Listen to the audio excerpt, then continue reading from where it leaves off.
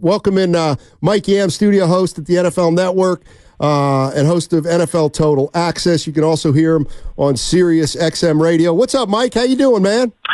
Always good to hear your guys' voices and get the invite. And it's an awesome time of the year. We got the NFL draft obviously tomorrow. And I know a lot of fans in the Bay Area have to be so geeked up that they actually got a first round pick this year. Yeah, exactly. Everybody's trying to figure out what they think's going on with Brandon Aiyuk. What do you think about what's going on with Brandon Aiyuk? And do you think that there is something to the 49ers maybe looking to trade him? I still would be surprised, guys, if there's a trade and Brandon Aiyuk is not a part of this team. And look, I mean, who really knows? Because at the end of the day, I think we're still going to see some chaos tomorrow in the draft. I think there's going to be a lot of movement in terms of trades and teams trying to move up to grab these quarterbacks. And it's going to be a heavy dose of offensive players. And look, I think strategically speaking, Brandon's one of your guys. You drafted him. You've had some success with finding some guys that in the draft who've been well compensated, and there's a pretty significant list that have been major contributors for the San Francisco 49ers. The only thing that I would say is if you do go down this path and you do have a first round pick, and my understanding, and Ian Rappaport, one of my colleagues on NFL Network, has said, hey, if there is a trade involving Brandon Aiyuk, they would expect a first round pick in return. The only thing that I would say is this is a tremendous class of wide receivers. And maybe the Niners are sitting here going, you know what? We have so much salary allocated towards other players right now. Maybe it makes sense that we do dip into the draft and try to take one of these guys. Because, by the way, they could do that even with where they sit at 31 and still get one of the top, 5 or 6 guys at that position. So maybe it happens, but I just think about the chemistry, his growth in that team's offense. And unless the asking price is so astronomical and we don't really know what that is because we're not involved in those conversations, I still think Brandon's part of this team. Mike, man, good stuff. I'm all over the place, so bear with me here. I'm on record. There was a juncture last season where I compared the 49er offense when it was clicking to the 94 Niner offense, and all of a sudden, fast forward to the playoffs, I know they're playing better teams. The offense really never popped. They almost lost to Green Bay. So I guess my question to you, Mike, is I hadn't talked to you. Why didn't the Niners win the Super Bowl, in your opinion, last year? Look, I think the Niners were my pick. When the postseason started, I thought San Francisco was the team to beat. Now, I also had Baltimore there, and I thought those are the two teams that we were going to see in that Super Bowl matchup. That obviously didn't happen. Look, I think at the end of the day, guys, and it's any sport, it's hard to win. And I think it makes what Patrick Mahomes and the Chiefs have done even more special. And it's just about getting over the hump. And I think the Niners roster is as good as it gets right now in the NFL. When I look at where they could go in this year's draft, I think it's still offensive line to shore things up there. And, they made some additions with trades. Chase Young certainly comes to mind to help, get some pressure on quarterbacks. And I think, look, you still could maybe see, a defensive end or just someone who can help bolster that. But the short answer, at least in my mind, is it's just really hard to win. And all you're asking for is a chance at the end to get over the hump. And I think what's maybe a little bit more disappointing is, 2 years ago, you're playing in an NFC championship game, essentially with one hand tied behind your back because Brock Purdy gets banged up. And this team was relatively healthy. So you felt like there was a great opportunity for this team to get over the hump and win this game. I also think the experience of losing in some of these games actually helps them. Like, I think there's some teams that need to still figure out how to win. And I think the Niners are right on the precipice right now, which is another reason why I don't know if you see Brandon traded, because this is still a win right now roster. Mike Yam joining us on 95.7 The Game. He's a studio host at NFL Network and NFL Total Access. You can also hear him on Sirius XM Radio. Let me throw this one at you, and I'm not saying that it would be done for this reason, but it could be like a byproduct. Is there seems to be the feeling that if the 49ers, let's say they come to terms with Aiyuk, that next year they're going to have to deal with either Deebo Samuel or Aiyuk, and they're going to have to lose, probably Deebo Samuel. The fact that Brock Purdy right now is making so little, it kind of affords the 49ers this one extra offensive weapon, I always call it. Sure. Sure. If they know that they're going to have to pay Brock Purdy at the end of next year, and the result of that is going to be, well, we're going to have to lose a weapon at that point, is there any way you'd be thinking, well, this is a great wide receiver class. We'll pick up a young wide receiver because we know we're going to have to lose one of our guys anyway next year. And, oh, by the way, it'll give us a look at Brock Purdy under maybe a more realistic scenario of after he gets a big contract. Yeah, You follow all that? No, I'm totally with you because I think this is the really hard situation that the Niners are in. I made reference to this roster being in win right now mode, and that's abundantly clear. But the reality is, like, sometimes you got to look ahead, and there's got to be that strategic planning that is in place. And you're right, like, you're managing the cap, the contracts that are out there. Hell, at the beginning of this season, I was asking our guys, off air, hey, how are you supposed to handle Brock Purdy's contract when that thing comes up? Because the prices for quarterbacks keep escalating. And, the mantra of this dude just being a system guy, I don't buy that. I think Brock Purdy is one of the better quarterbacks in the NFL. So he's going to get paid handsomely. So I'm with you. And I think there's got to be some of that strategic planning. The problem is there's no guarantees with any of these guys. And I do think that this class at the wide receiver spot is terrific. It's as deep as we've seen in the last few years. So you're right. Like, maybe there's pressure on John Lynch in that scouting department. They got to feel so much conviction in one of those receivers. And look, if you trade them, like, maybe you are talking about another first-round pick. Maybe they get what they're hoping for that Ian Rappaport is reporting, and it's a first-round selection because you can basically take a pretty good bite at the apple. I mean, the top three guys in Neighbors and Roma Dunze and Marvin Harrison, they're not going to be available, right? Like, that's just not going to happen from a San Francisco perspective. So you're talking about that second tier guy who, by the way, still could maybe even outperform those top three guys. I don't, we don't know. I mean, I put out a tweet the other day about quarterbacks, right? Like, the last 10 times that a team has moved up to get a quarterback and in that top five hasn't really paid dividends. In fact, like, the names are not great. And by the way, San Francisco fans know exactly what I'm talking about because it happened with Trey Lance. He's on that list. So I think the same can be said for this wide receiver class. There's no sure bets.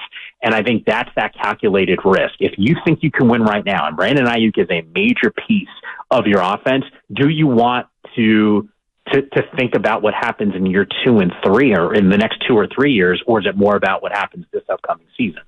Mike, it's no secret that the Niners are trying to bolster their offensive line. Can you share with us and the listeners, a couple names that may pop up at you that not even just dark horses, but some that you think, these dudes, they're a sure shot? Yeah, to me, and I think there's probably more evidence around some offensive linemen in the first round having sustained success in the NFL than maybe some of those other positions. And, here's what I would tell you guys. I mean, Daniel Jeremiah had put this out there that he feels like there's going to be a lot of trades for teams moving up to go and grab some of these offensive linemen and some of these tackles. So, I was in our green room the other day and I had asked Bucky Brooks, I said, hey man, like, you think you see 6-7 wide receivers taken in the first round? And he paused and he said, hey, there's guys that could go in the first round. But he felt like some of those guys were going to drop into early round 2 because he said it's just, quite honestly, harder to get some of these offensive linemen. So he felt like you'd see more offensive linemen drafted in round 1 potentially than you would some of these wide receivers, which is telling. And I actually think that does happen. But for where the Niners are picking right now, like, I don't know, like J.C. Latham, like, is he a kid out of Alabama that could be late first round? Maybe. I think he'd be a name that I would throw out into the mix from that perspective.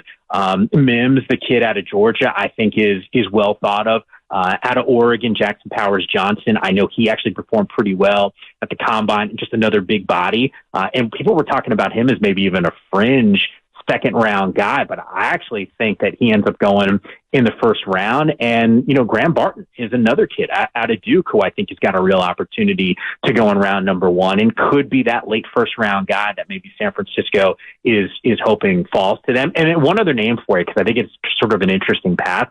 Jordan Morgan, about a year ago, he was a guy that was thinking about coming out. He had an ACL injury, missed some time. He had to go back this past year, but his name, I would say over the last 2 or 3 weeks, is starting to rise a little bit in some of the circles with the people that I've been talking to. Mike, I'm looking at the 3 names at wide receiver that you brought up, Harrison Jr., Neighbors, and Adunze. Like, how quickly will they be off the board in your board, do you think? I think they're how high would the 49ers have to move up to get one of those 3, do you think? So here's where it gets interesting. I actually think the first 4 picks in this year's draft are going to be quarterbacks. I don't think Arizona sits at 4 because I feel like the top 3 wide receivers that you just name-checked, I think the margins are so thin that Arizona's probably thinking to themselves, hey, if we move down, and they might be able to move down twice, depending on which team moves up, and still get one of those 3 guys, and they might be happy with that selection. I just don't see a world that exists other than 4 quarterbacks taken with those first 4 picks, Michael Penix being one of those guys who's a top 10 guy, a run of offensive linemen and some of those tackles where maybe, you can get one of them at 13, 14, 15 in that range. But candidly, guys, I still think that those 3 wide receivers are top 11, top 10, top 12 picks at worst. So I think there'd be some real movement. And here, how about this scenario, though? If we're talking about a Brandon Aiyuk trade, what if they traded Brandon Aiyuk and they had one of those, and I'm spitballing here sure. with the pick. I don't know, Steelers, right? Like, what if it's a Steelers pick? And I think Pittsburgh might be in the 20 range. It's like one of, low 20s, whatever that number is. Yeah, it is 20. I was right. I'm just pulling that up now on my screen. Let's say they pull off a trade with them. They have the 20th pick, and then they obviously have 31. Do you sit there and say, hey, do we package one of that pick with one of the later ones that we have, the 3rd or 4th round, to move up a couple slots to get one of those guys? Maybe. I think if they're available, if one of those 3 guys is available at 15, I think that's when it starts to get interesting for San Francisco to try to be on the move. Mike, this is a bit of a random question. My partner always says I hit him with random questions, but this was posed to me yesterday, and I said, you know what? I'm going to ask Mike his thoughts. So in 2021 with that quarterback class, I was telling anybody that would listen, wait for the 30 for 30. It's going to be awesome. There's sure shots everywhere, and right now it doesn't look that great. But there's one guy, Trevor Lawrence, that I was asked how I would describe how he's been doing. And I know he's holding on to the job, sure. But Mike, what word would you use to describe Trevor Lawrence right now? Would you be worried if you're a Jag fan? Here's why I'm not worried, because I'm with you. I think you can look at the statistics, and I think you can look at what your eyes would tell you, what you saw at the second half of the year from Trevor Lawrence in Jacksonville. And there was a little bit of a collapse in the second half of the season. I'm willing to give him the benefit of the doubt for 2 reasons. One, his head coach. And I do think, Peterson is a little bit of a quarterback whisperer. I think you saw some growth from him last year, or I guess I should say 2 seasons ago, in that first campaign when you compare to that rookie season when it was Urban Meyer. So I do think he took a little bit of a hit because of the scenario his rookie season. And then I'll fast forward to that dude being so banged up. There was a stretch there where, in my mind, I was hoping that they just wouldn't throw him out there because they were in pole position for a playoff spot and had an opportunity to make a run. I thought there was enough weapons on that team to be dangerous in the postseason. And yet the guy is the walking wounded out there, and they still are playing him. And then they lost some games late in the season that I think were certainly costly. They've obviously tried to strengthen that quarterback room. They traded for Mac Jones to get him into the fold and just get some experience there. But I do think Trevor Lawrence is going to be okay. But that class, and case in point, right? All these teams that are trying to move up to take one of these quarterbacks with one of those top 4 or 5 picks or whoever, maybe top 6 because the Giants are going to be interested. Tell me who the sure bet is. Because if anyone tells you that one of these guys is locked for NFL greatness, they're just guessing. Because the reality is none of us know. I mean, I think the evaluation process, we spend more time saying that these guys are Caleb Williams is a sure thing, right? I actually love Caleb Williams, and if you said to me who's the safest pick, it would be him for me, and I've been saying that for 2 years now. But who really knows? I think that there should be a much more significant investment in how to make sure that these guys, once they're drafted, have success, right? Bryce Young, Carolina's conviction was so high that it was Bryce Young, and then C.J. Stroud has the season and has been a game changer for that franchise. But yet, look at the scenario that Bryce is in, right? Like multiple head coaches. His coach doesn't even last, 7 or 8 games. Frank Wright is out. We're talking about a change in scheme.